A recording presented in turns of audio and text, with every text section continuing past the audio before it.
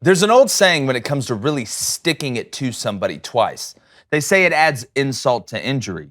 And if Texas is able to knock off TCU at home Saturday, where they currently sit as the 7-point favorite, it would be just that. Let me explain.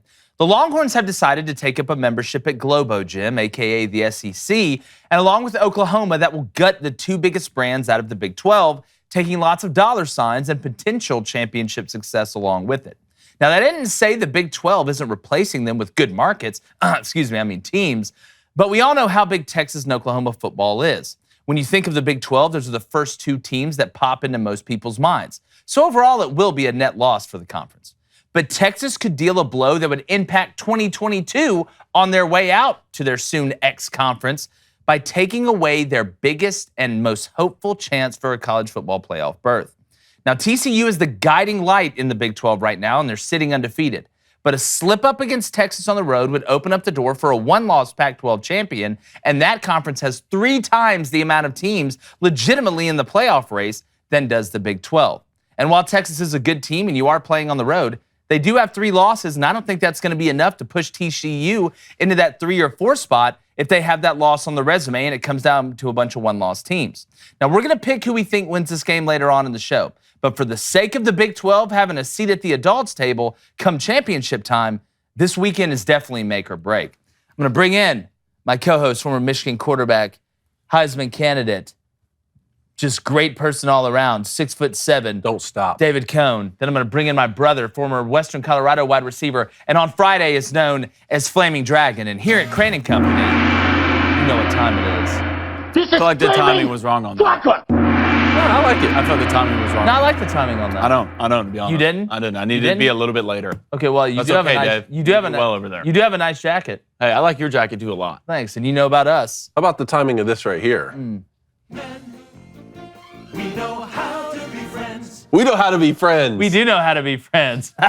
All right, guys, some really big matchups this weekend, but it's kind of, and this isn't the only place we're seeing, 2 mega brands leave a conference. Yeah. You've got Texas and Oklahoma leaving the Big 12. You've got USC and UCLA leaving the Pac-12. Now, maybe the same year, maybe different years. The way I think a lot of it's going to happen faster than a lot of people think. I think there's a chance Texas and Oklahoma could be in the SEC next year. But if you're Texas, if you beat TCU this weekend and get one step closer to really nullifying the Big 12 when it comes down to being able to get a team in the college football playoff berth, this is literally giving them the middle finger out the door. And around the Big 12, just get out. Just get out. Get out. We've tried. We've tried to raise you right. But you want to go out and party? That's fine. You didn't want to go in the military, like we said. Get out of my house. Get out of my house. Now you want to start breaking stuff and screaming at me and taking my money? See, I thought That's you what it made feels like. a good point yesterday when we were talking about a similar situation in the Pac-12. When I said, well, do you think the Pac-12 wants USC to win out? Because they're a little bit bigger brand. They have one close loss on the road at Utah. And then that would be a better opportunity for the Pac-12 to make the playoff. And you said, hell no. The Pac-12 wants them to lose every game and just hope the committee values Oregon getting better every week despite their blowout loss. Yeah, and think about this. If you're the Pac-12, deep down, I know you're rooting for Oregon because if Oregon wins the Pac-12 and is able to get into the college football playoff, that's going to entice them to stay in the conference even more for these suitors that are outside because they realize, hell, I can get to the college football playoff even though it's going to move to 12. I could make the top 4 with the one-loss conference champion in the Pac-12. So I think there's a lot of superlatives when you look at it from an Oregon and Pac-12 standpoint. But for the Big 12, and like I said, I know you replace them with good markets and teams that have a chance to that have a ton of potential, let's put it that way, with Houston and Cincinnati and BYU and UCF. Those are really good ads, but let's not pretend like that is going to be an even swap or really even close to even with losing Texas and Oklahoma. So, again, insult to injury, Texas beats TCU, knocks TCU out. It's the middle finger to the Big 12 as I walk out. I'm wondering if I should trust a sign here.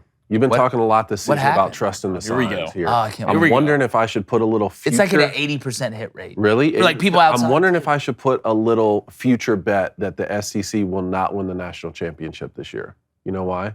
Because in your open, you said the SEC was Globo Gym.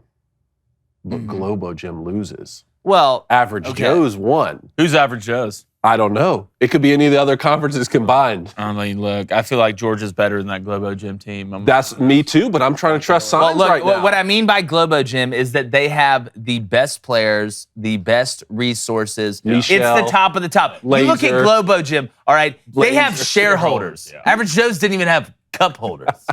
All right, so again, upsets happen. We've seen it. We've seen it before. We've seen the SEC not win the national championship before like 3 times in the last Y'all have seen that 6 before? times in the last 30 years. Are you But 11? Blaine's 11 years old, man. Hey, 12, you get it right. Yeah. 11 and a half. He's 12.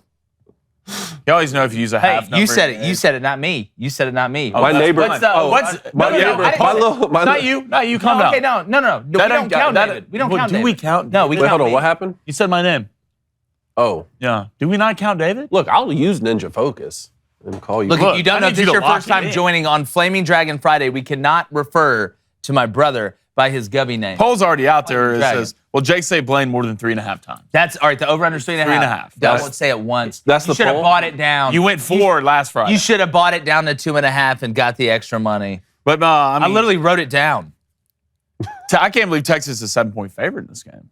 To be honest, 7 points, 7. guys, that's a lot, especially It for is the a lot of undefeated points. TCU team. This might turn out to be one, if not if, the best game of the year. I mean, You think everything so? says, everything says shootout.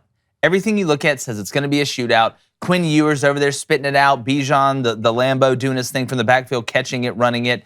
TCU, obviously, we know how deep that wide receiver room is. I mean, with Darius Days and Johnson and those guys they got running around. Max Duggan's, got more experience than a, 80-year-old when it comes down to being able to operate in the pocket and outside the pocket, and the running element. I think for Max Duggan, something that really keeps them in games from not only running for first downs, but extending the play. When I look at this game, though, part of me thinks it may be since everybody's expecting so many points. I think it's one thing to look at Wake Forest playing North Carolina, and I know there's going to be a ton of points scored in that game.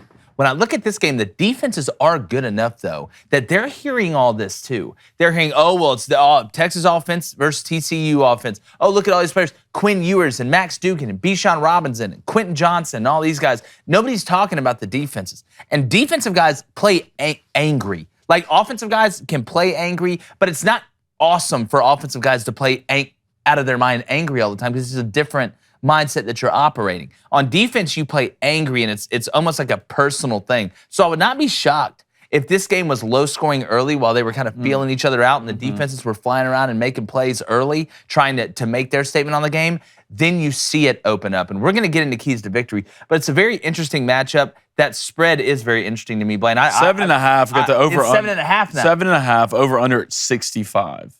I don't think 65 is enough. You don't think it's enough? Well, no, I mean, it's if just- they're saying that, and it's 65, and they're saying it's a 7-point deal, I mean, they're thinking they're going to win what? I mean, 35-28. I would think so. Yeah, somewhere in that somewhere range. around there. Somewhere in that range. I mean, so 38, Which I can 30, see. somewhere around there. I mean, so I think it's fascinating because I do think there is pathways for this game to go a different way than what a lot of people think, as opposed to the Wake Forest North Carolina game, which North Carolina defensively is basically like one small city state trying to go against a huge superpower. It just doesn't work. It's just not going to work. Yeah. It just is what it is.